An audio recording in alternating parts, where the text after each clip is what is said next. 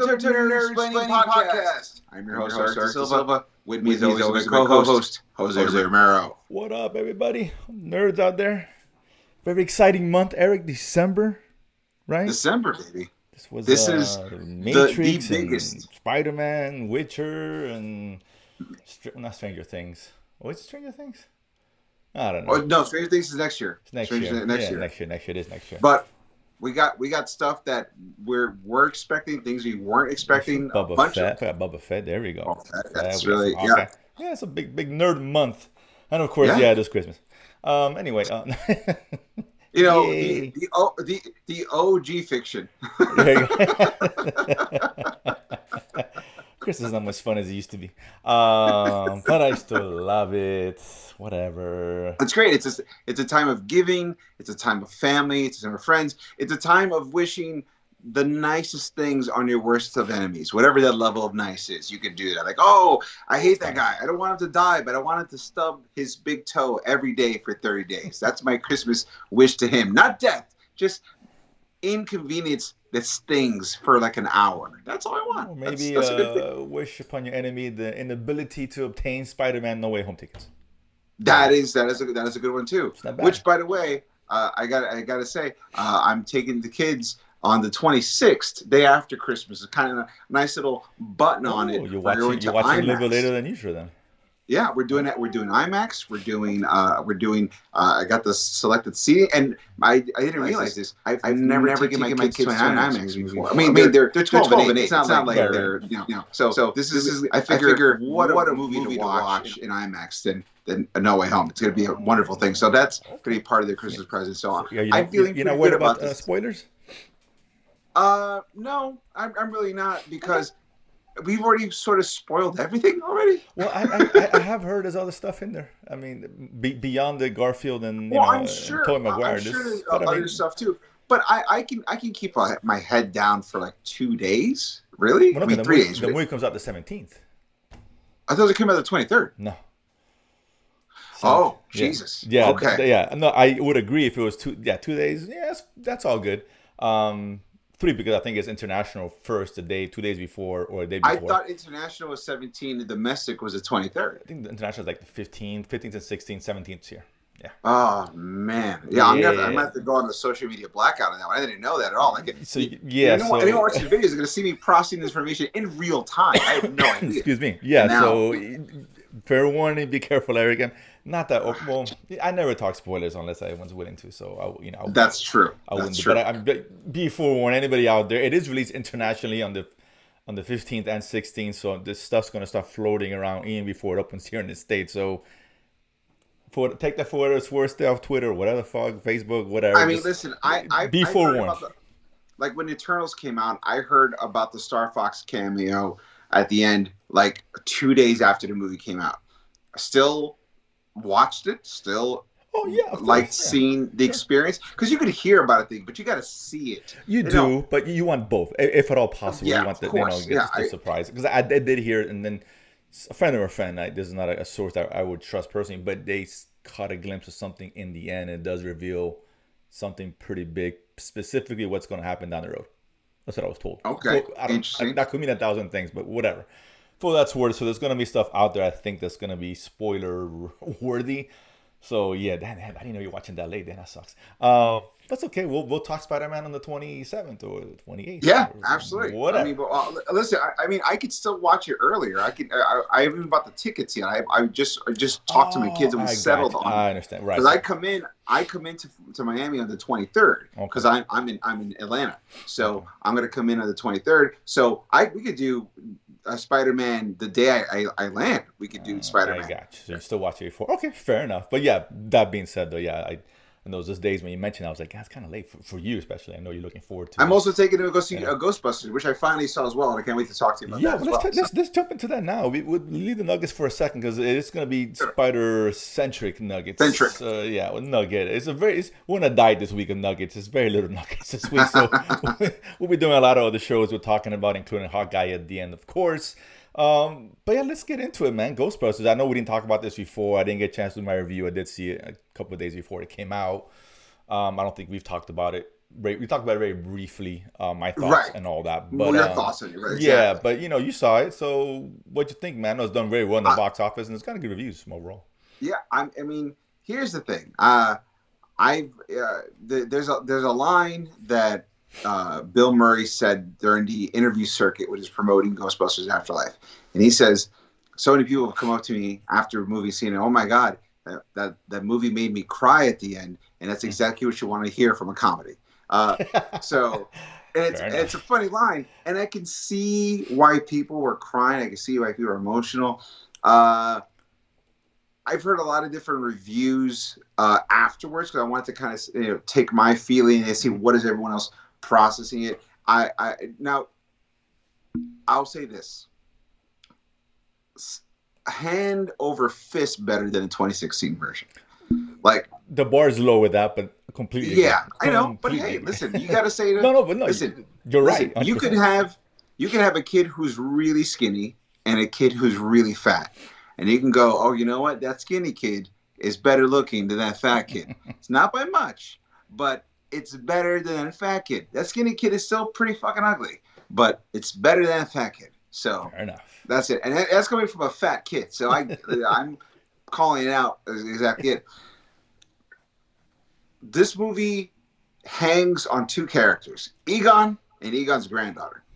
Like, you could not make this movie without those two characters on the structure they had it. Right. Uh, And I think I had mentioned it to you before, where the granddaughter is playing the only good character in the film for the most part. she really is. Right. I was bummed out that Finn Wolfhard's character was basically just a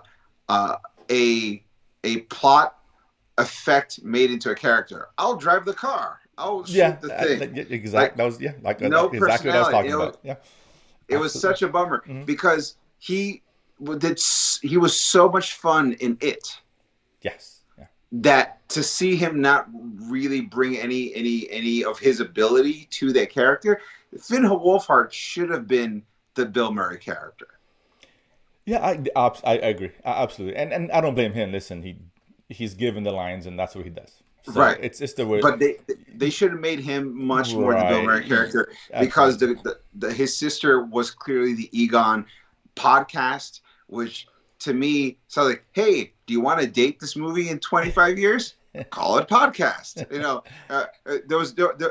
I'm sure during the writers' meeting of the original Ghostbusters, someone said, "Oh, we should call Ray a laser disc," and they're like, "No, don't do laser disc. That's stupid. Just give him a name." So, I would have preferred a nickname that was more of a descriptive adjective than a medium. You don't name a character 8-track tape. You don't name a character VHS. You don't name a character Blu-ray disc. You It's a don't little, name a yeah, character it's a little podcast. on the nose, just a little. You can call him narrate. Narrate's funny because he's always talking about, like, as if the movie, his experiences are being sold to the movie, and he could make jokes about story structure, like show don't tell and that kind of stuff. He's like, I'm sorry, I just get nervous, and when I get nervous I have a heartbeat, and the next thing you know, and he starts talking to the third person, and that could have been a really funny riff, and they never. So there was a lot of potential, but it was good. Yeah. Paul Rudd as the Tully character, by the Rick Moranis character. I enjoyed him. He's Paul Rudd.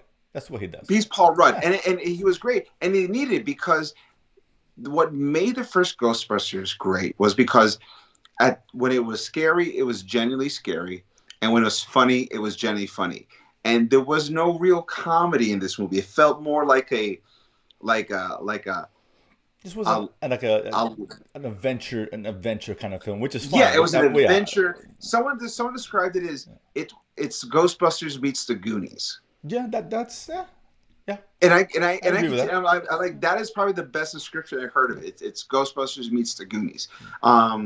There are moments of scare, like when Egon dies in the beginning. Well, full spoiler, by the way, guys, because we're Oh, talking yeah. about it. If you haven't Sure. seen it by this point, get over it. When Egon died, I was like, wow, that's a legit scary scene. That was super cool. But there was nothing really that as scary as that scene afterwards. Yeah.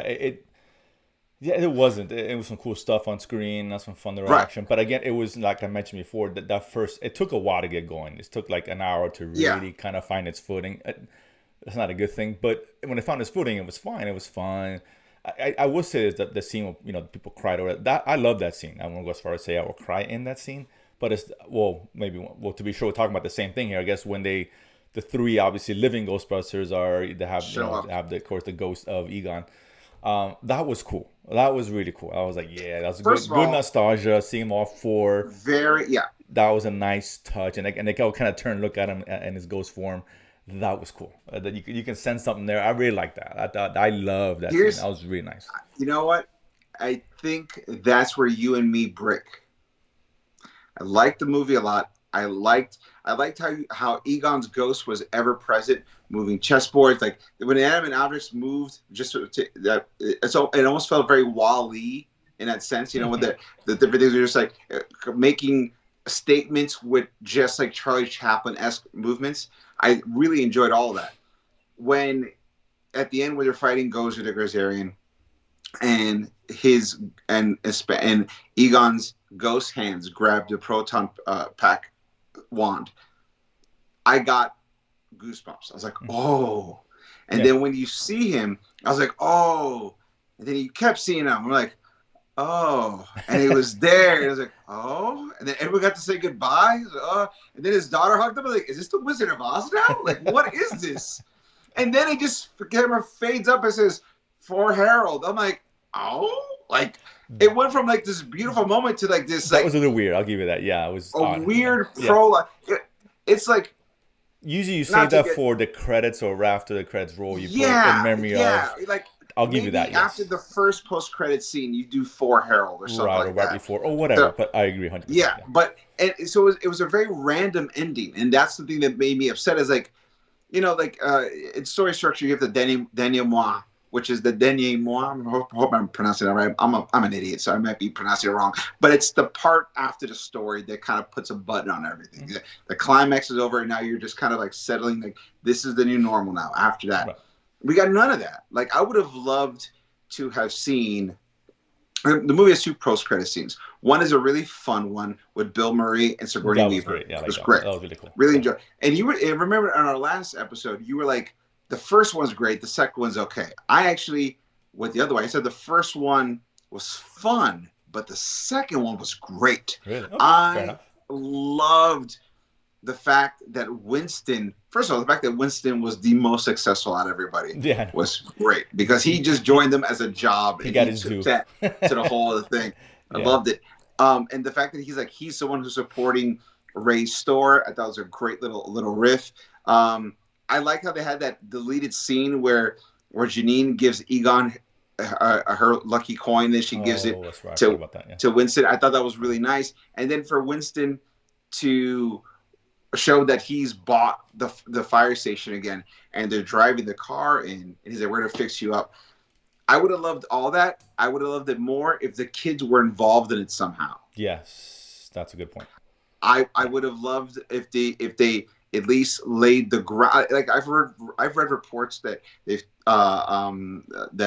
they've talked. They're already pitching like two other movies based on this. There's another one coming. There's no question. It did very well in the box office. There's another one coming, guaranteed. This movie did not have a really big budget.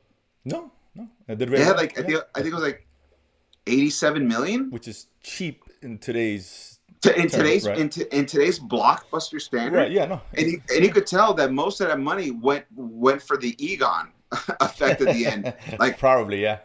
That's really where most of their money went. So, that's great and all, but like, show me your just not just that we're gonna come back. It's like, show me you're gonna come back and there's a plan. You can't do sequels these days without at least hinting, even if you're going to lie to me about what the plan is. Show me that there's a plan. That you've introduced 4 new characters who are going to be the new Ghostbusters. Show me the plan. Give me the plan. I want a plan. Show me that there's a Ghostbuster internship or mentorship program. I would love that. No, I agree. I mean, it is what it. I mean, it is. I mean, I didn't think about how doing a sequel. Who knows? But they are going to do one, so we'll see what direction they take with it.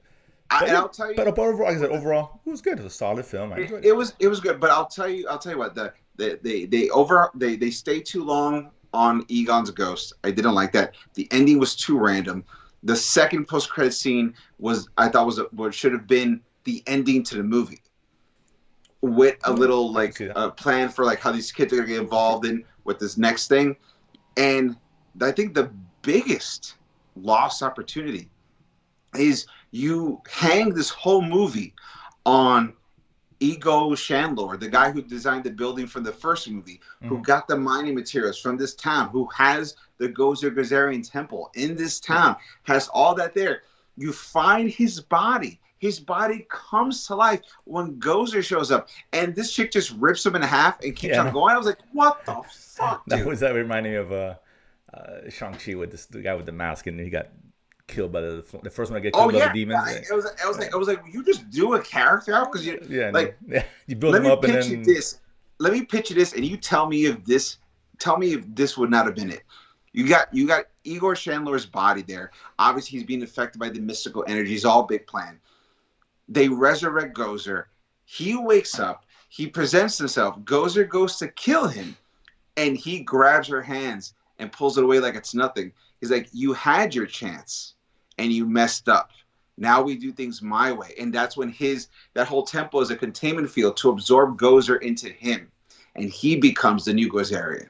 yeah, interesting. I kind of like that. That would have been, and so this way, when he shows up at the farm with the demon dogs, Reagan goes, "Is that Igor Chandler?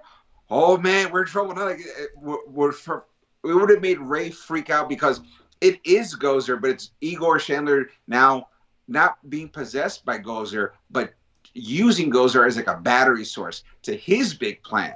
So he's like, "You had your shot and you failed, so you're not even that good of a god to worship. So now I'm like that little twist. I think would have made it felt a little bit more dangerous, a little bit more unknown and exciting, instead of just a go to the Gozerian one more time. So those are my critiques. I think as a whole, I give the movie about like a really fun 7. Yeah, I agree. A That's really probably fun what I 7. had I it. wish it would have been like an 8.5. The potential for an 8.5 or a 9 with all the dressings that they have there, everything they have there, just tweaking some things, it could have been an 8.5, could have been a 9. But the way it is, I would have made the ghosts. I would have hung every time you saw a ghost. I would have hung out like an extra 3 minutes on each ghost to be a little scarier, to have like that threat level. Like here, that scene where they're all in the diner talking, and all the kids start to stop and pay attention to them going over what's happening, Mm-hmm. and then they just all they can say, "Oh, screw it, I gotta go play Halo, peace." And I'm like, you just heard all this. These 4 kids are like, "We gotta stop it." You guys are like, no, screw you. You saw a ghost shoot out from a mine shaft. You just heard that they discovered all this stuff, and you're gonna be like, "Oh, my pa's gone. I gotta go watch football." Like, no, screw you. It was a lot of wasted potential, and it was good. That's the problem. It was a good movie, but with tons of wasted. You know what? This movie was Carlos Mencia. Very talented, but for some reason, it just handicapped itself by not allowing itself to be truly original and taking from other stuff without creating anything new. This movie is Carlos Mencia. That's it. Well, all right, Carlos that's Mencia. interesting now. One of your favorites, I'm sure. Shut up. But yeah, so overall enjoyable. So yeah, I mean, whatever. Like I said, Enjoyable. it was a good relaunching. If they're going to continue forward, so I'm If fine your with it. kids have ever seen just the 2016, they're gonna love this one. If Probably, your kids have seen the original Ghostbusters, they're gonna really like this one. Yeah, like I said, it's such felt more than this 2016. This felt more of a sequel to Oh what yeah, we knew, which is Way what more of a they were sequel. planning for, and I think they succeeded. Yeah. in that sense, so which is fine. But either way, so yeah, so there's a late review for Ghostbusters. But Afterlife. let's go on to let's begin our diet here. A very light nugget diet. There's not much going. This one I just found like about an hour before we jumped on air, Eric, and Okay. so you never privy to this, but I just saw something on IGN, so I figure it's interesting enough. Why not? So just like a Henwick, where I have pictured here, She does Okay. picture you guys don't unfamiliar who she is. She was in Game of Thrones, one of the Sand what those girls, I forget what they're called, but whatever. She of course was more prominently in Iron Fist as well for Marvel Yes. on Netflix anyway. So this just came out. I guess I had an interview with her because I didn't know she was even going to be in the Matrix, the new Matrix coming out. Oh yeah, I remember Yeah, that. and Yeah. I didn't even realize it was her. I didn't recognize her in the Okay. trailer. She's got a blue hair or something like that. And I know the character from Yeah. the trailer. I just didn't realize it was her. I didn't put two and two together. But it was at an interview with her, and apparently, when she was approached to do Matrix, she was also approached by Marvel to be in Shang-Chi as well. Oh. And it says here, possibly play Colleen Wing, who of course was the character from Iron Fist. Right. So maybe potentially that's the character. She wasn't 100% sure. Right. So she's like, oh, hey, you got Matrix, Shang-Chi, life is great, right? Marvel, Warner Brothers, what the hell, right? Someone's eating very good. Sure. But each studio told her that you can, if you're gonna audition for us, One equal to the other. you can audition for the other one. Wow. So, Okay. and she spurned away Marvel and chose The Matrix. Knowing very little, she said she was giving a quick line of what the movie was gonna, what the character may be about, and that's it. And she still chose Marvel. I mean, I chose The Matrix, which is kind of surprising, given you're Marvel, right? I mean, that's a big I'll deal. say why. Colleen Wing is a street level character. She is a Batman level character. We're not in the capability, but like just in terms of like, oh, she's a real world character. She's a Black Widow. She's a Hawkeye. Okay, that kind of thing. Yeah, In the Matrix. That's if she was. I guess she wasn't sure if that was the But character. It could have been. But if you look at the Shang-Chi movie, It could have been the sister for all we know. Who knows? I could don't have been know. the sister. She could have been Aquafina. Maybe. Either. Maybe. But both those things being said, in the Matrix, if you're in the Matrix, you're already in a digital world where anything is possible. At any moment, you can fly, you can punch a building down, you can fight a sentinel. So the opportunity to do more are automatically there. Unless you're going to be female Shang-Chi, then you're going to do the Matrix. What would you do? Not knowing anything, just told you can be in Matrix or you can be in a Marvel film. That doesn't have to be Shang-Chi, just any Marvel film. Do I have my comic book knowledge or not? I mean, yeah, if they tell you you're going to be in, I don't know. If I have my comic book knowledge, you're going to be in Secret Invasion. I don't know, whatever. Pick anything coming out, Blade or some whatever. But you know what character you're going to play. Like she wasn't completely aware of what was going to happen. She just offered to be in the movie's audition. Here you go. But that being said, happens to you. Do you turn away Marvel like that?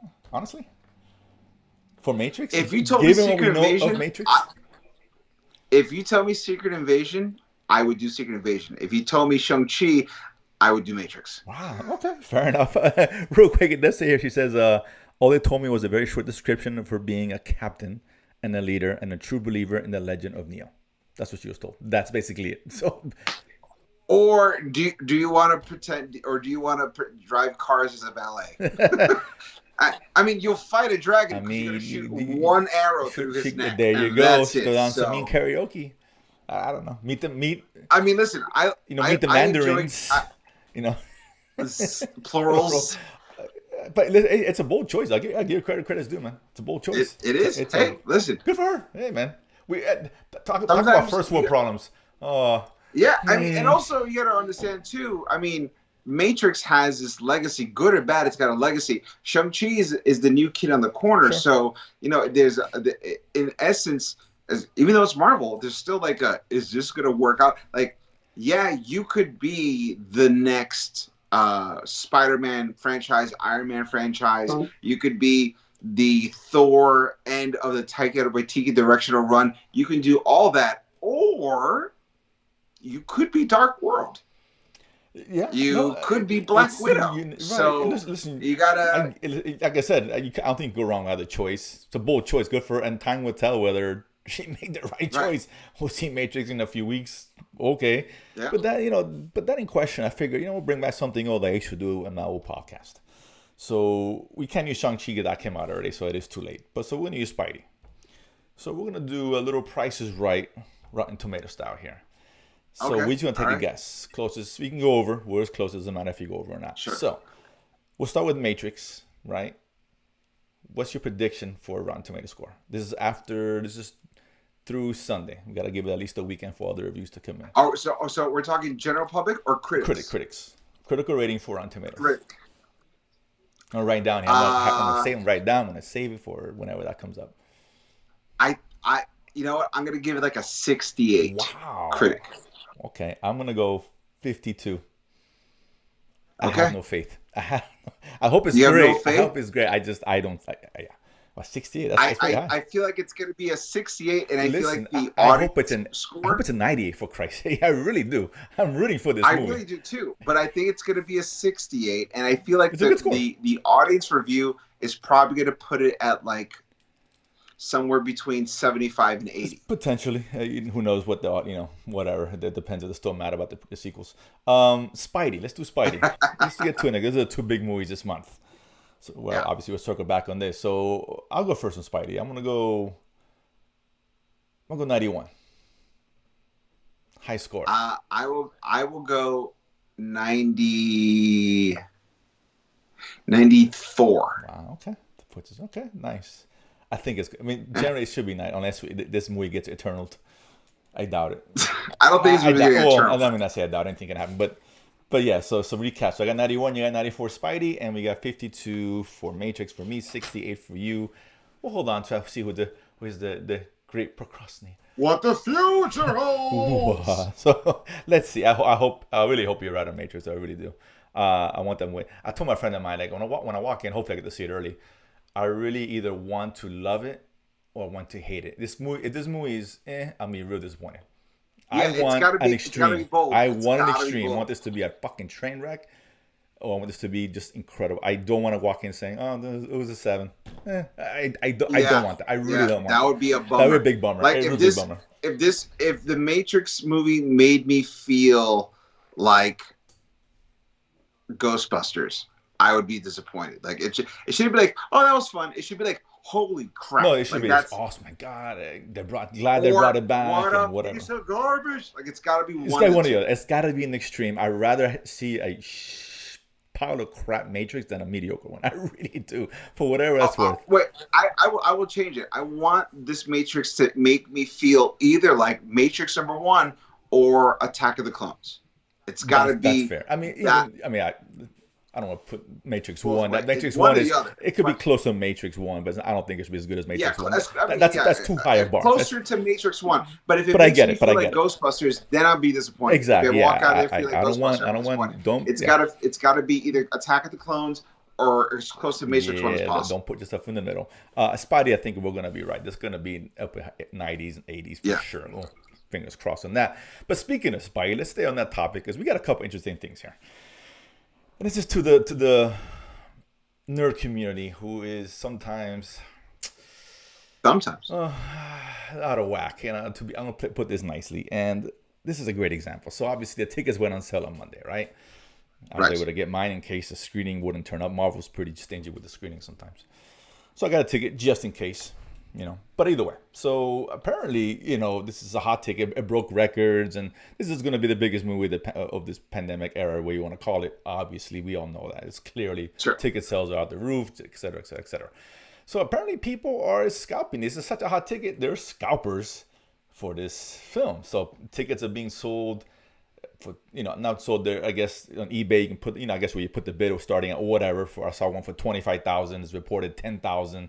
There's all confirmed tickets sold for 5 figures, probably in the low thousands, 1,000, 2,000, a few $100 and all that. I'm like, is it really worth to pay that for a fucking way just to watch it open? Seriously, it isn't. It's come on. not. It's the same people who pay like 5 G's for like the newest PlayStation. Like, are you kidding me? Now. Just wait, man. Wait a day or two, a weekend. I mean, really, I won't even pay $100. You can't. I don't care. I'll stay off Twitter. I'm mad that I gotta pay 20. That's what I'm saying. Like you gotta pay $18 for Dolby. Too much. I mean, you want to pay $100? Get at it. I'll wait. Okay, I'll wait. I'll watch it on Sunday. I'll watch it on Monday.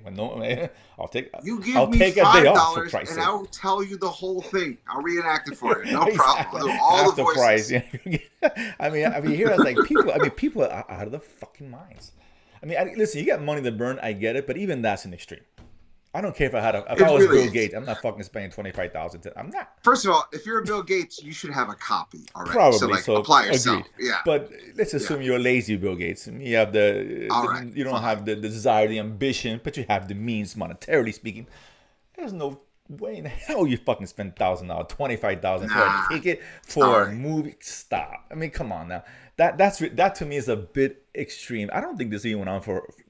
It may have some scalping, but I don't know in terms of Endgame, which I think it was You a know, bigger film, I right? don't think An so. event film. I don't think so. I didn't hear anything. Maybe it is, but that being said, it wasn't reported if it was. So, come on, guys, really? I mean, just fucking wait. It's not a Yeah, big deal. It really isn't.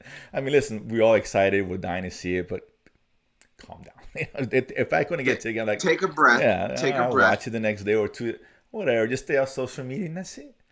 That's all you That's gotta it, do. man. I'm not here to And spoil even it. if you do hear Whatever. about something, realize that it's watching it'll be totally different than just hearing about it. So just Yeah, take your exactly. Why time, take man. it's like 1,000. Okay, stop. Catch a matinee. Do whatever you need to do, I but mean, just take a day off relax. work, right? Instead of spending $1,000, lose a couple hundred and your day off if you don't have any time off, pay time off, and go watch it at Yeah. 11 o'clock when no one goes to the theater.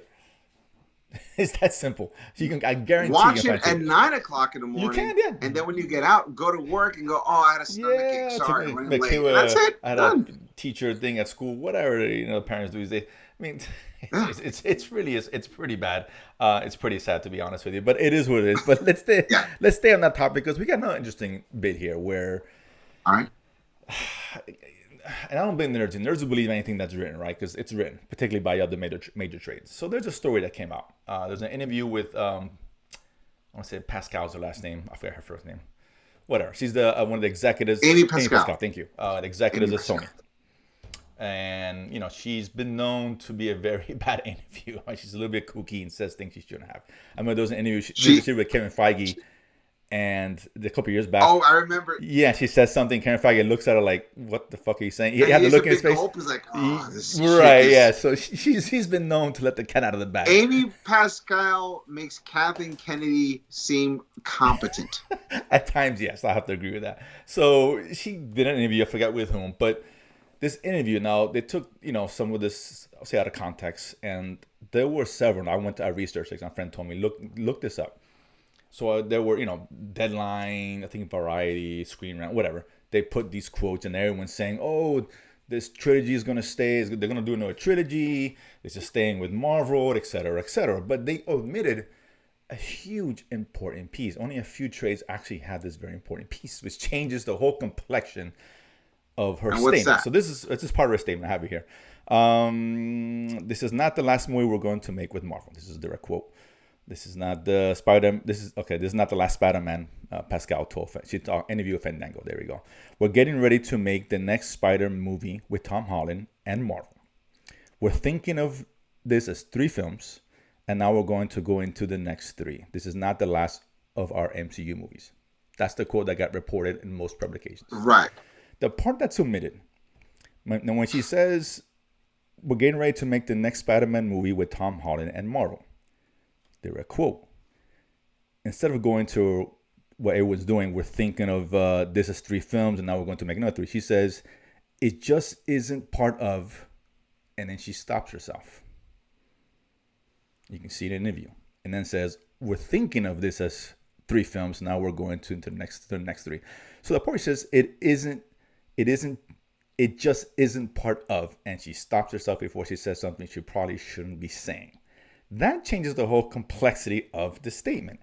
Yes, because now it's like, okay, now what she, I don't know, listen, we can speculate and say, was she trying to say this is not going to be part of the MCU, which you and I have talked about, and other people have talked about potentially, or is it something else? We don't know. I don't want to put words in my mouth, but there's something there. You could say maybe, or the other way around. It's just not going to be part of the Venom Morbius verse. Maybe, perhaps that's the case. We don't know, right? So, but it does change the complexion. What you're saying, because it goes from definitely we're doing Marvel yada yada to, are we really doing something in Marvel? Maybe we are. Maybe we're not. And right. Yeah, and it harks back to comments Feige made, where he mentions when they signed that contract with Sony the first time or second time, talking about Spider-Man would have the only character have the ability to go across universes or whatever. So right. I like we said we think we're gonna have Tom Holland in a Marvel film. Don't know if Yeah. it's going to be a Spider-Man movie, and I think we're going to see this Sony universe go through. I don't see how that doesn't happen. I'd be shocked if it doesn't happen. They already gave us the tease in Venom, right? Yeah. I mean, it makes sense. So I think whatever she's trying to say, whatever trilogy it is, no, don't get excited. Doesn't mean there's going to be Marvel. This could be. She can even say it's just not going to be him as he is now. Like maybe the next trilogy will be him in college and not in high school. Perhaps, so yeah, it could be anything, right? So we don't. It could be anything. Right. It could really be anything. And Spider-Man has had so many like eras of his life that have been so classic that you could mine. Like especially this Marvel trilogy, they're doing all the high school years, but they're jam packing him with stuff that he doesn't go through really until later on in his comic book career. Right. So you're fast tracking a lot of shit to make that work. But there's so much more. So if you could just take like all those realms and smash them together, why not? Like Spider-Verse didn't happen until 2010. That's when it happened in the comic books. Right. So it's pretty recent so, for the most part. Yeah. It's very recent. Or 2015, I'm sorry. So, yeah, it's pretty freaking recent. So, the fact that you're making him go through his version of Spider-Verse in high school, that's insane. Like, so there's so many different eras you can do that she could be saying, it's just not going to be another one of, it's not going to be part of the home run of right, movies. Something not, different or whatever. There could be right, yeah, exactly. So, I think they're going to continue working together. Just, again, even Tom Holland was kind of alluding to it. We talked about it, but it seems like it's going to be a situation where they're going to flop back and forth.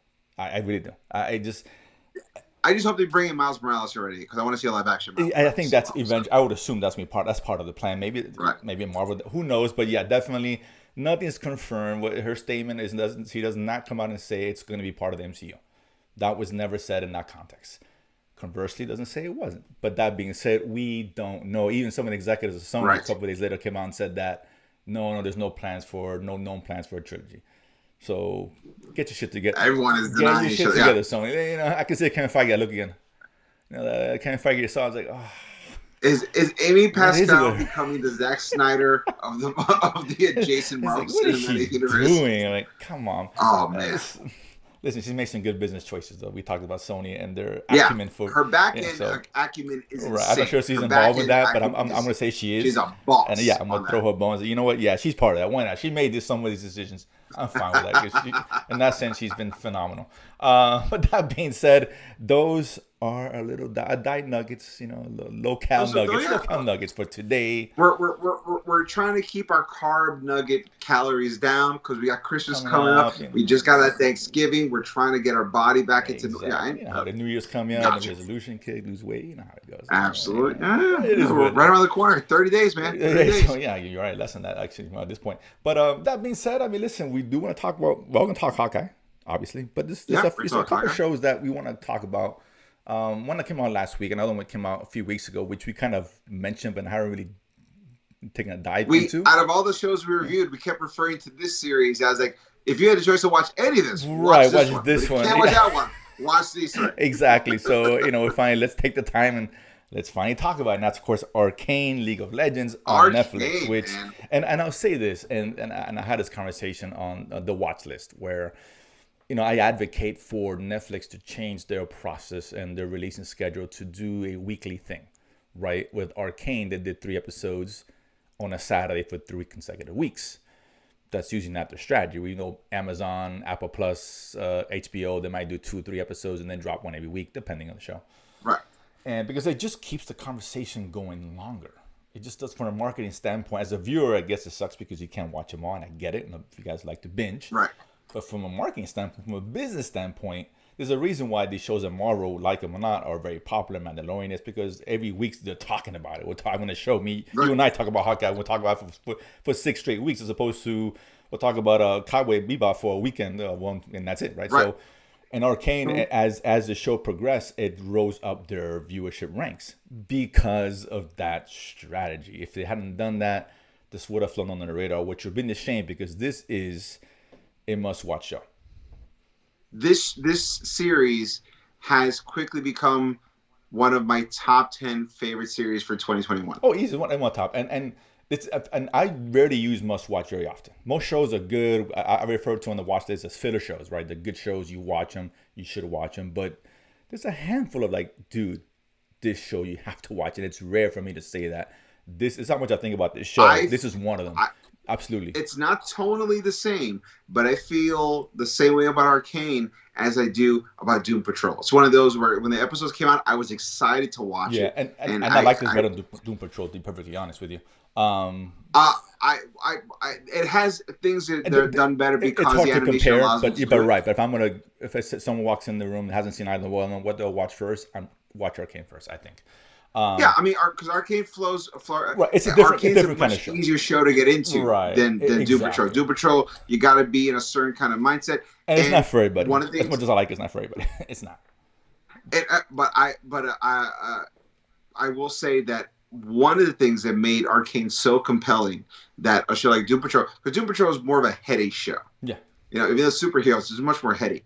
But what makes Arcane really interesting and compelling is that it hits you on a very emotional level. Like every character is relatable, even though you may not understand the dynamics of everybody and the mechanics of the world off the bat. You can understand emotionally where every character is coming from, which makes it very easy to get into. Right. They do such a And good job with this, that. And this is which is why I picked on Hawkeye last week, right? Because right, this is what the Marvel show should be doing, giving us such good characters. And I'm touching that later on. We talk about Hawkeye, but yeah, this show, man, and love the fact that every three episodes felt like a different series, almost, right? almost, Like a yeah, new you're season, absolutely right. kind of, Yeah, because there's a time jump between the first three and the second three, and I love how yeah. they left off. Because when you see Jinx older, right, Mm-hmm. you understand exactly why she's there. The way they left it off in the last episodes of episode three, I'm sorry, was so good, right? And if Which, by the way, because I don't know this because of my kids, Fortnite has Jinx as a downloadable I heard skin. that, yeah, I heard about that, yeah, and yeah, So I mean, talk about like having the wherewithal. Like, listen, we're making a big push, and we're gonna hit everyone to get yeah, into the because this is series. not for those who And know the game. I know nothing. I know it's a I've game, and never that's played it. League of I Legends, haven't seen it. but now I kind of want to play that game and find out what's going on because this show got me that interested. Right. And the other thing the show does amazingly well, the action feels Yes, visceral. so It good. feels it feels like you're in the fight. A lot of people had this complaint. Remember when Snake Eyes, the movie Snake Eyes Oh, Origins came out? Everyone was feeling like the cinematography wanted you to feel like you were in the fight, but they just made you get too yeah, close it's and you couldn't awful. Yeah, appreciate it's it. awful. Yeah, This shows you want to make somebody feel like they're in a fight. This is how the camera should feel like. yes, It is absolutely. paced Yeah, and framed up. No point are you lost, but at every point you feel every hit. You feel the effort that each side is applying to win a fight. It's compelling. It was whoever like I'm not sure if this show qualifies for an Emmy or what, but whoever did orchestrated the cinematography for the fight scenes needs to get an Emmy or an award of some sort because it was incredible. yeah, really well. And the animation was really is unique. Yeah, More in the vein, not exactly, but more in the vein of a Spider Verse kind of thing. In the yeah. vein of that. But I like the combination of CG with hand drawn right, for the I'm sure it elements. was Like all they, CG, yeah, but it was given the effect of a hand drawn kind of thing. right. It looked great. Look, I mean, it's just man, this show hit every level, man. I can't wait for the second season. I really can't. Yeah. This was And, okay. and one other thing that they did really, two other things that I thought that were surprising well, they were not afraid to make you feel Yeah, good or of bad. course. They made you feel everything. They would kill characters off to make you feel. Hmm. They would have characters succeed, but at a cost to make you feel. And there were some like pseudo sexual situations that kind of caught me by surprise. That I had to tell my kids, close your eyes, or fast forwarding. Like it was like that kind of thing. Right, yeah, So I remember like, that. Yeah. yeah, But no, you're absolutely right. 'Cause they were layered, complex characters. yeah, You don't get a lot in animation for the most part. no, You don't even not at get that all. in most So live action shows. Just to be honest about yeah, that. So and mind you, guys, we're telling you about the show, and we haven't even told you about the show. We're just talking about the elements of the right, show because I want you to yeah, watch you it. should. Yeah, But absolutely. like fundamentally, the show comes down to the relationships of sisters who, because of life, makes them enemies, and Everything else is just dressing on it. It's the sci-fi-ness of everything. It's the geekiness. It's the nerdiness that gets you compelled. But ultimately, it's the story of two sisters trying to see that when life changes you, can you still remain sisters, loving sisters? And that is a question that the show painstakingly breaks down. Like, what is the cost of relationships? And really, that's a big question. What is the cost of relationships? Whether it's sisters, whether it's a romantic relationship, whether it's business, political, what do relationships cost? And can a relationship survive if the cost is too high? That fundamental question is what makes the show undeniable. Yeah, absolutely. And this one, because we always do an award show at the end of the year for like top shows and all that. And I usually have a most surprising show and of the year. Right? Arcane. I'm still leaning towards another one. This is in discussion. Which one? Only Murders in the Building on Hulu. Haven't seen it. Oh my god, I can't. That's another rare must. There's not many must watch. Only Murders in the Building is must watch this year. But like Steve Martin is in it, and Martin Short. I mean, it's so good. And I thought it was going to be. It's compelling. I haven't seen it. Just on the cast. Honestly, I didn't want to see the show. I'm like, this is gonna be goofy and stupid. Oh my god, dude, it's so well written. It's fantastic. It's just like I said, it's rare. I do must watch these two. I think Foundation was one, Apple Plus, Mayor of Easttown, absolutely, and HBO. Mayor of Easttown's great. Yeah, Mayor of Easttown's great. Another one. So those are some of the shows off the top of my head I know I must watch. There's not many, and I've seen a lot of shows, but this one's definitely is up there. Absolute must watch. You guys should definitely check it out. Absolutely. Another animated show we'll talk about here, which is I'm not gonna say as far as for me anyway, not on the opposite end of the spectrum, but it's definitely far away from Arcane. And that is Supercrooks. Mark Miller. I guess Millar. No, it's Miller. It's Miller. We talked about that. Oh, it is Miller. Right, I always thought it was Millar too. I kept going back. Yeah, but it's Miller. You're right. I remember when we were reviewing Jupiter's Legacy. Jupiter's Legacy. I was like, right, we have been back for Miller, which coincidentally enough, Supercrooks does take place in the world of Jupiter's Legacy. Jupiter's Legacy, right, well, then now cancel Jupiter's Legacy. But it's an animated show focusing on supervillains as opposed to the superheroes for the most part. There are some superheroes in there, but the focus is on this group of kind of low-end villains, and there's a big heist involved, and et cetera. Well, here's the thing: I don't call them villains; they're crooks. They're crooks. Well, that's a big it's semantics, but they do, fair enough. Because they end up going against super villains, and so I think that's the reason why the show is called Super Crooks and not Super Villains, because they do go against super villains. They're just crooks. They're crooks. That's fair. I mean, a couple of them could have the potential to be super villains. The girl who's in, but they choose not to because they're content with just hitting that. Here's what it is. No ambition. They want to do just enough. It's a super powered version. It's a super powered version of Ocean's 11. I mean, yeah, and you strip everything down. That's especially what it is the last in essence. Four episodes. The last 4 episodes, it is Ocean's 11. Like, let's just call it because the first half of the first act of the series, which is like 3 or 4 episodes, it's establishing who they are. The middle act is them going on this big heist, and it's going sideways. Of course. And then the third act is them all coming back together. He goes, we're going to do it again, and we're doing it right this time. And that's Ocean's 11. And that's really what it is. Yeah. I really, first of all, let's hear you, because I can see in your face you have tons of expressions. You know what it is? And because this show is just, the production of the show is off. Like, we grew up with Super Nintendo, all those video games, right? Sega Genesis, all that. And they have those retro ones that come out all the time, or you download the retro game and you play it. And as a kid, when we were watching it, man, playing it is the best game, whatever it is, Sonic, you name it, whatever, Contra, yada, yada, yada. But then after like 2 minutes of playing the game, you're like, yeah, all right, I'm over it. Because we've evolved as an audience, right? We evolved in terms of the games we play. We now we're in PS2, 3, 4, 5, etc., or Xbox. Right. So those games, those 8-bit games, they just don't hold the attention anymore because we're so used to seeing something more complex, right?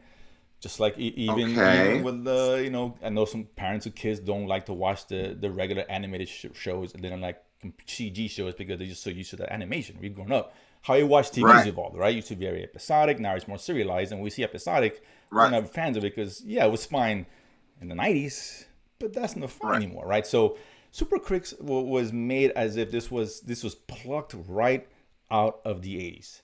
really shitty animation. Really? You Well, the think so? animation, the editing, the voice acting is all awful. The music is cheesy and it's terrible. Are you Oh, if dude, kidding me? if you told me this show came out in the '80s, oh hell yeah. Or if this show, the timeline was in the '80s, yes, dude. This show production, it's I so disagree top to shitty, bottom with dude. you. What are you How? watching, No dude? The way. animation. First of all, Dude, listen, I loved this wait. I'm not show. talking The about. animation reminded me of I'm like not Cowboy talking about the Bebop. Like quality. that's how much I really I'm not like the talking about the show. quality of the show. I'm just talking about the production of the show, right? The production, I love the character designs. I love the Dude, animation. The intro song made me feel it's like I was listening to Prince. I fucking was into awful. that. Like It is I loved so all of that. bad. I was so on board. I was Oh like, no, this is dude, great. no, and none of the crooks are likable. They just caricatures. That's what I'm saying. We watch something like Arcane, right? And look what Arcane can accomplish. Right. I Sure. don't want to see Super Crooks. Like I don't, because we know how good something can be. Why are you giving me Yeah, third-rate but animation? it's different. This is more of a lighthearted Oh, romp, yeah, and but you can that's like still make it that's a deep introspective compelling. look No, into but a you can still world. make it compelling and fun and interesting and make it an update the way it Like looks, for right? Like I'll say He-Man. this: Like I uh, watch He-Man. Jupiter's Legacy. Jupiter's Legacy should have felt like Arcane. The It TV tried. series It Jupiter's didn't Legacy succeed. should have It didn't felt succeed. it But it did, tried. It but it tried. should have felt like Arcane.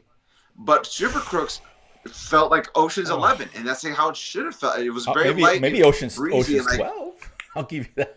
I'll Ocean's give. 13. Ocean's I 13 at wouldn't. least. I'm going. Ocean's 8. It's How about it's that? bet. Look, I like Super Crooks more than Ocean's Oh, 12. It's a bold statement, I know, ugh. but I like that. I like the breeziness. I like the fun of it all. I like I thought the voice actors were great. It I was a so fan from top to it bottom on was that. so bad. It was really I it's just really it feels dug like it. an old school anime, which is great if I'm watching a old school anime, but I'm not watching a show that was produced in 2019 and 2020. I I expect I more, and thought I it was a took fan. me out of it. I'm like, this is. I watched it, maybe it gets better, but the story's great. The story's okay, it's fine. There's nothing special about it. To me, as a whole, I would give this series like an Whew, 8.5 as a wow, whole. okay, On average, I would have each episode between a 7.9 to like an 8.5. Like I really enjoyed the okay. series. That's Really it. enjoyed it. I get it. It just I knew we were gonna be opposite ends of the spectrum on this one. I love heist movies. I love a good I heist. I'm love with you 100%. I love Really. I love movies and shows when the thief loses and then comes back to get it right. I love that kind of like soft-footed Yeah, it's revenge good. story. It's Yeah. not The like usual in the tropes. vein Sure. of an old Yeah. boy, but but like I said, I keep going back to Ocean's 11 Don't. because I think it's the most easiest I'll comparisons forgive of you it once. all. Don't But I ever thought it bring up was old boy in the same sentence in your well. I life. know I'm talking about because that's the greatest revenge movie of all time. Exactly This is my like a point. Exactly soft-footed my revenge point. because they're like we're gonna get back at these guys, Yeah. and No. I love like one of the things that I thought was so much fun was that the big heist at the end connects to a photo that one of the supervillains has that is essentially framing someone else Right. for the crime. I was like, all that That I was was like, this cool. is That great. was cool. Yeah. All that was like such fun to watch. And like I said, it wasn't like a I must revenge. It's like you know what they got us good, but now I figured it out, and now we're to get them like that. Like what better? I think the moment that encapsulates the series as what it is in the last tail end of the episode. There is a superhero fight between the Guardian and the Praetorian. Uh, the the Praetorian is the guy who becomes the bodyguard Right. He's got like for random. He's like 200 random powers. yeah. His Yeah. powers at he has over 200 powers, but he only uses one power at a time, and they're all randomized. So like every day he wakes up with like a certain set of powers, so you never know what Which is you're gonna cool. I like get. that idea. And the Guardian was like, oh, it's a good idea. That's I a like great that idea. idea Yeah. Really cool. for and the Guardian was the guy who was like he befriended the Praetorian. It turns out the Praetorian was on the take by the mob, and he felt betrayed by him. So they had this like they had recruited the Guardian to come in. They recruited the Guardian by blackmailing him with proof that he was on gay dating apps, and they would tell his wife and kids that he was gay, which is a great way to get a superhero on your side to do a thing. And they have this massive battle where he finally gets to beat up the Praetorian because he's like, you betrayed what heroes are. You made us all look bad. People lost trust in us because of you. So there's this whole big fight. And when the camera cuts back, when they finally come back to the fight, like the Praetorian's on the floor and there's rubble, and he's like twitching. And the guy who is running this gang for this job, his name is Johnny Bolt. He's like, holy crap, man, you kill him? I told you we were supposed to kill him. We have a rule. And he's like, relax. I just knocked him down and maybe gave him some brain damage. And Johnny was like, oh, okay, that's fine. Like, that to me is what this entire series is like. Well, technically he's not dead, so that's fine. Well, that is still by the rules, and that's fine. I'm good with this. And to me, that's what the whole series felt like. It's like, these are some real world stakes. And like, I'm going to be really specific about like how technically I'm not a bad guy. And technically I'm not all right, cool. That's all I need is this line. And I'm like, right here. And that's it. And I that moment is what encapsulated the whole series for me, is the difference between murder and giving someone slight permanent brain damage. This so would have worked better as a live action as far as I'm concerned. I mean, because totally, I think so, the animation too, doesn't have to be this great. Was a really Because fun. even like, what's the Invincible animation is standard, right, for the most part. Right. Standard, very the standard. So much better. And you watch that, you watch Arcane, and this comes, you're like, what is this? I'm eating steak and a T-bone. I got filet mignon. Now you're giving me a Big Mac patty. It just doesn't work. It doesn't. I've eaten the good steak. I don't want Big Mac patty. I don't want that. I would actually consider. I would consider Arcane. You're right, like the filet mignon, and I would consider Supercrooks like. Oh, Applebee's. Even worse. Oh my god. I enjoy a good Applebee's. Sorry, I'm not gonna lie. You could lie. The only reason I use Applebee's is because Bennigan's out of business. I would go Bennigan's because I love Bennigan's. They're out of business. Where it's shitty, but when you're drunk, maybe it tastes okay. How dare you? At least say Chipotle like an adult. Making a run for the border. But that being said, let's finish off here with my new favorite show. That is, of course, Hawkeye on Disney Plus, where I wasn't a fan of the first episodes, but I thought it was gonna get better, and it got better. It's not great. It had its issues, but I'll say this: you know why this episode was better? Because the focus was on good characters, Hawkeye and Echo. Because Kate Bishop sucks, and this is what happens when you don't minimize Kate Bishop. You get a much better show, and that's what I'm talking about. When you don't like the main character, I actually thought that this episode featured a better version of Kate Bishop. Because you saw, like, what was great about it is that Kate Bishop and Hawkeye were literally on the same track, but at different moments. And that comedy of, like, I thought that was fantastic. Like, when she's like, oh man, we gotta walk. We should go back to the house. The dog has to be walked. And then he's like, so you're the world's greatest archer? He's like, you think so? He goes, we should go back to the house. The dog's being walked. I'm like, that's great. That whole. Every time that happened between both of them, I was like, I'm a fan of this. That's how their whole relationship should be. They're both on board. They're just like 10 seconds off from each other. That's how I hope this whole. It was really fun. Echo's great, and it's cool. Echo was great. This first 5 minutes for her, how you set up a character, right? That's how you do it, right? Which completely failed in Kate Bishop. They didn't do anything in 2 hours of show, almost 2 hours. They did it in 5 minutes. They cheated. They gave her origin story as the credit intro to episode 1. That was a mistake. Yeah. That was a mistake. You're right. In just 5 minutes. I don't think it was even that. Maybe it was 10. Not even 10 minutes. It was 5 minutes. Whatever it was. Well, less than 10. But in that short time, you got this is Echo. This is who she is about, and you give a shit. Despite she won't be a villain for the rest of the show. We know this because she's getting a spin-off show. We got that. There was just the slightest of under the pants stuff teasing with Vincent D'Onofrio. Which we knew was going to happen. We knew. I don't know if he's going to show up again. I know people are making a big deal about it, but I don't think he's going to show up. If he is, maybe an end credit scene. But He's I gonna know. come. I He's think coming. the He's coming. rumor is, from what I heard, it's episode 5 and 6. He shows up Listen, in I episode love 5 and 6. Denafrio. Am I saying it right? Denafrio. The He is Nafrio, the Nafrio. fucking awesome. Yeah. And then Daredevil Netflix. He was great. It's great. He's great at everything. He was Agreed, great in The Cell, Men in Black, Full Metal Jacket. No, he's SVU. great. Like, he's great. But man, he was such a good villain. I mean, man. So we'll see. But I mean, yeah, they teased just. It's confirmed, but that was all rumored. We knew when we talked about it. How much they showed what were indifferent or different on. But no, that was cool. I like that. That confirms everything. And people went crazy. I'm like, we knew that was coming. Let's not get excited about that. Yeah.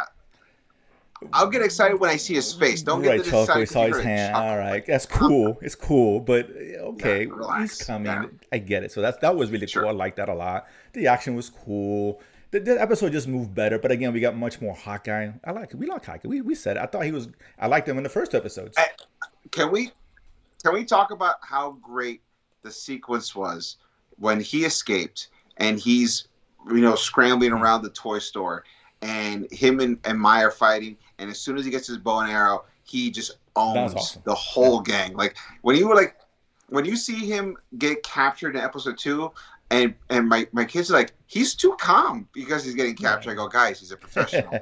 You gotta wait until as soon as he gets his bow and arrow in his hands, you understand why he's been calm this whole time. He just needed an opening, and when he takes it, like everything from like when he does that dive over the rail and he shoots it and cuts her out. When he comes out of the ball pit and hits the two guys, the tracksuits. Like, first of all, I would have liked it if when he came out, there would be like an old diaper on his shoulder because it's a ball pit. That's just me. And when he does the behind the shot without looking, I was like, that's fucking great. I love cool. It reminded me of watching Avengers, and his fight with Echo is great, and it shows how much of a badass she is. She's awesome. I'm like, damn. Because she's keeping like she gave him a harder she was fight. Winning. She was winning that fight. She gave him almost Black Panther level. I mean, almost Black Panther really level. Cool. Like in terms of like giving him a fight to handle. And then when they get out of the toy store and they get in the car, that one shot really cool, rotation. Oh man, I was watching it and thinking, I was thinking to myself, I can't wait to hear Jose try to poo-poo this because there's no way. There's no way they showed it at the damn stupid Disney Plus day, so they ruined that whole scene. But whatever. You can't get a single ounce. I gotta keep it 100. I gotta keep. Listen, they gave us that scene already. Great scene, but okay, it was really cool. But I mean, it took away surprise. Like, but the extended version of it, it was really cool shot. That was really well done. And one of my favorite thing in it, and everyone's talked about it, but it's absolutely true. When he shoots the arrow with the Pimtech arrow, and that giant arrow comes down, it takes out. I was like, this is Marvel Universe. That's what I want. But that's what I'm saying. Again, I'm not going to go as far as great. It was good. Good episode. Still not great because Kate Bishop was still in it, and that's such a huge fucking problem. She's becoming Omega, what she's doing to the show. She really is. Like, even, I wish Omega was in the show. That's how much I dislike her. No, I do. No, you don't. No, I don't. Because you know why? Because Echo actually killed Omega. Not these morons, this stormtroopers up there. They can't do shit. Echo would kill Omega, but Kate Bishop is so much better of a character than Omega. So much better. Yeah. Kate Bishop's the Supercrooks of the show. It's terrible. But no, it was really good. And then the cool, obviously the cliffhanger or whatever, which I'm not a big fan of, but fair enough. But yeah, I mean, it was better. I mean, halfway through now, I'm surprised I'm saying that. I watching this episode made me think about something we've talked about several times about the Marvel TV shows have this issue with pacing, and I was thinking if they would have taken half of episode 1 and half of episode 2 and made that one episode and made this episode 2, you would have had a lot more people hooked onto the series. Because this is the episode that made people want to watch. It was good action. We want to see it out of a show like this because we know it's not going to be like heavy or heady. It's not, which is fine. It doesn't have to be. But give us something exciting, some cool characters, and that's what we got. Hawkeye's a good character. He is. He's great, and he was on display here, and then him without the earpiece talking to his son, or trying to talk to his son. That was cool. And let me tell you something. That scene where he couldn't hear his son, as a dad, that got to me. Dude. I was like, No, I can imagine. Yeah. Shit. And it's super subtle. Like it's not like he's not going, but just that moment where he's like, and he can't do anything. Like, hey, buddy, and I was like, I felt like, and they didn't ham it up. They did a good job with that. But I felt seen. Yeah. It was. I said on so many very small micro levels, this show got a lot of it right. You know, from everything, even that stupid scene when they're in the diner and they're talking, and Kate draws a comic book version of Hawkeye, and she goes, "I fixed your branding problem." And he's like, "That's stupid. I'd never wear that." Like that was so much fun, and like that's the kind of stuff that this series, and not just this series, every Marvel. If anything Marvel's learned from 2021, is your episodes all your shows need to feel, if it's not one of those big, if it's not a Loki and it's not a WandaVision, all your shows need to feel like this Marvel immersed as like episode 3 of Hawkeye, episode 3 of Falcon and Winter Soldier. Those were the episodes that made you feel like you were in the Marvel universe. Right. That's what you need to have. Let's see how it continues. Like I said, I said it was going to get better. I was confident that it's going to get better.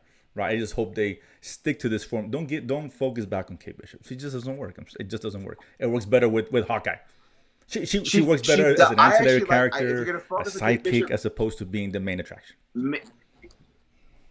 To make this show work, the next 2 episodes have to keep pressing on the dynamic between Kate Bishop and Clint Barton, the way this episode was, showing that they think the same thing, but they're like 10 seconds away from each other. Either she's too eager or she's too far behind, and Clint is possibly at his level, but because she's uneven, she's always 10 seconds up in front of him or behind him. That makes for comedy, that makes for relatability. And so when they finally start thinking the same thing at the same time on the final episode of the series, that's when you're like, now she's in. And I think if you do like that, even a hard ass like you will say, you know what, I like her character, because you saw that her leveling out to Clint's level.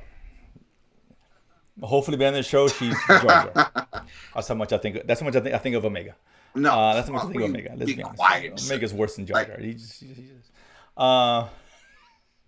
But if she could end this series at Solo the movie, I'm okay. Really? Better than Jar Jar and Omega. I don't know what to say. So crap, I don't know. It's true. You asked me to choose Checkers, Taco Bell, or Arby's. Dude. I mean, shit. I gotta be drunk. I gotta be drunk to enjoy it. No, I'm not. What I'm telling you is choose Wendy's. It's the healthiest of all the fast food options. Cheers, man. She can be Wendy's. She can totally be Wendy's. Absolutely. Sure, but I mean, don't be wrong. No. She can't. But listen, Echo is Five Guys. I think it's better than Five Guys. But Echo is Five Guys. But if we're taking a fast food, I guess. Well, I mean, for a burger joint. Whatever, yeah. Fair enough. Echo is Five Guys. Hawkeye is a restaurant. Yeah, absolutely. A gourmet burger, absolutely. And I feel like Kate Bishop right now, she could get to Wendy's status and then grow from there. That's what I'm saying. She can. Oh, yeah, she's not there yet, and only because I know her as her comic character where she gets to. No, like I hope they do, because they need to. She's going to be pushed down the road as a character, right? They have to. Right, or whatever. As the new Hawkeye, right? Exactly. So alleviate that somehow. I don't know. We're getting an Echo show. Great. And her in 5 minutes, I thought she's great. we got maybe 10 minutes of screen time with her. The one thing I got to tell you, in the comics, Echo is deaf. I was going to ask you about that. That whole prosthetic limb thing. That is new for the show. I guess it's to kind of show that her mimicking abilities are so on point that even without an actual physical limb, she can still function on that level because her body naturally will activate. No, that's I wasn't sure. I think that's how they created that. But yeah, cool. it's good. Okay, so I didn't know. Okay, that's interesting. That's an interesting. Yeah, I the whole thing. Unnecessary. I don't know if it's necessary or not. To be honest with you. Okay. You know, it makes her more distinct, and it makes her. And I think when you see her be a Oh badass, no, it no, makes no, her not to, yeah. badassery It seem takes her that B much level, like more I said, because badass. I mean, she can do exact same moves, and she still Absolutely. would have been a badass one. Because that was a really cool scene with her. Exactly. But about doing I mean, this no, while with a prosthetic great. leg, I mean, I'm watching this and I'm thinking, you see, Rock, you see, that's your problem right there. You see, when she jumps off a building, I'm gonna believe her. Oh, then When with you do it, this, I'm like, God, I nope, wish Kate sorry, Bishop was Rock. the Rock. I swear, the Rock is Kate Bishop. How awesome would this show? The Rock is Kate Bishop. Now that's what I'm talking about right there. Uh, as That's long as fine. he You put has him the away wig, with I'll dress, buy it. whatever it is. It's fine. Amazing. That's ketchup. That's what it needs. That's what Hawkeye needs. I'm telling you. A lot, I a lot of eyebrow raising. But on that note, to dream. Hope that is the That show for today. is Hopefully, the next episode is really good too. Let's see. well, this, if anything, Yeah, this episode has given us agreed. hope that the rest of the Agreed. series Yes. is going to get even better. So we're excited about that. But guys, that has been the show. Thank you once again for tuning in. We appreciate all the love you guys are giving us. Don't forget to keep following us on Twitter and Instagram. Instagram, we're at Nersplaining Pod. On Twitter, we're at Nersplaining_. You can check all the original audio episodes on ericdasilva.com, where you can also buy my album, Adorably Offensive. Don't forget to check out all the shows that we produce on the Latin Nerd News channel on YouTube. You can watch the watch list with Jose talking about all the new TV series that are out there, what to watch, what not to watch. We have our bi-monthly series about the snappings, about what show stays and what shows are going to go based on their merit to pop culture. And don't forget Nersplaining as well. Everything's here. You can also don't forget to email us, send us DMs, ask us questions, ask us about things we wanted to talk about. We're here. We want to do all that. Don't forget to like, subscribe to the channel. It helps us tremendously with the algorithm. And the more people that like and subscribe, the more people that YouTube will channel towards us. And eventually we get so many people that we don't have to work day jobs. And we really appreciate that as well. And that is it, guys. Once again, my name is Eric Da Silva. This has been Jose Romero. We have been Nersplaining. And if you don't know, now you know.